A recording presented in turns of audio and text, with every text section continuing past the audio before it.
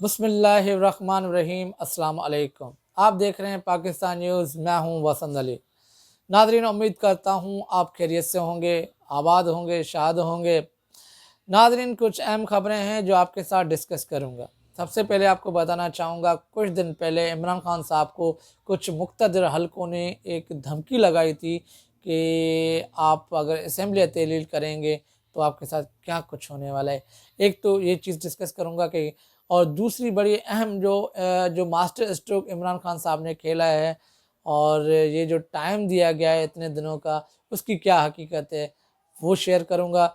और तीसरी और बड़ी अहम बात जो है वो परवेज़ इलाही के बारे में कही जा रही थी कि परवेज़ इलाही साहब जो है वो इमरान खान का साथ देंगे या नहीं देंगे। उसका भी एक जो है बयान आ गया है और वो क्या है वो भी आपसे डिस्कस करूँगा।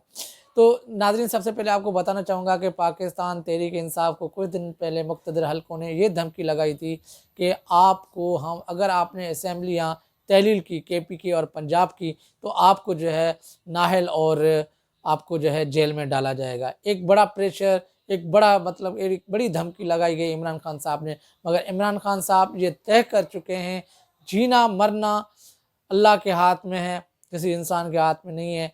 और वो ग़ुलामी कबूल नहीं करना चाह रहे। और चाहे उसको नाअहली हो, चाहे वो जेल चले जाए, उसको इससे डर नहीं है। वो कहता है पाकिस्तान के लिए बेहतर क्या हो सकता है।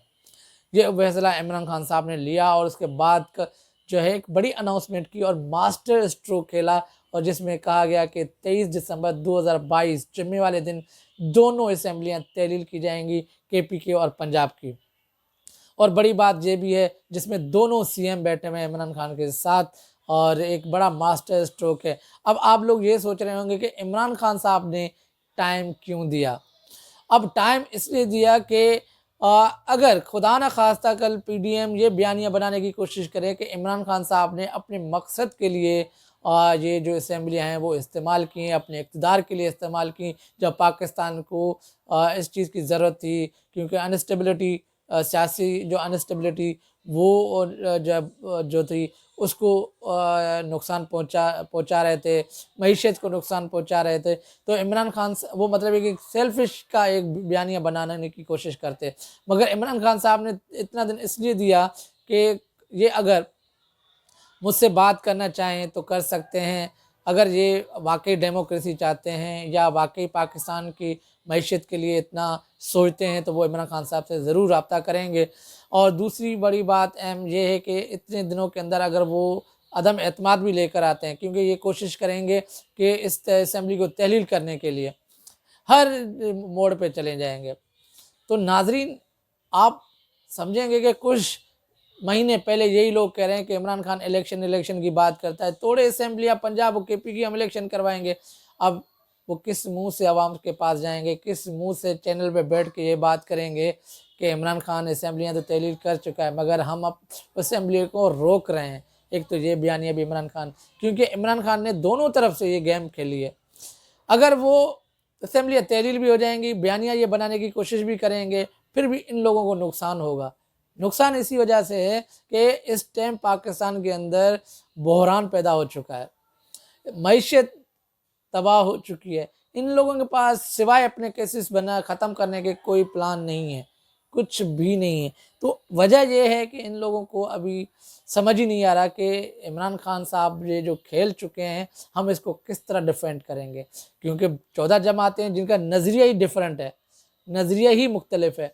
तो आप कैसे समझ सकते हैं कि ये मिलकर जो है पाकिस्तान की मईशत के लिए सोचेंगे? नहीं, ये अपने मफादात के लिए आगे आएंगे, कानूनी रुकावटें करेंगे।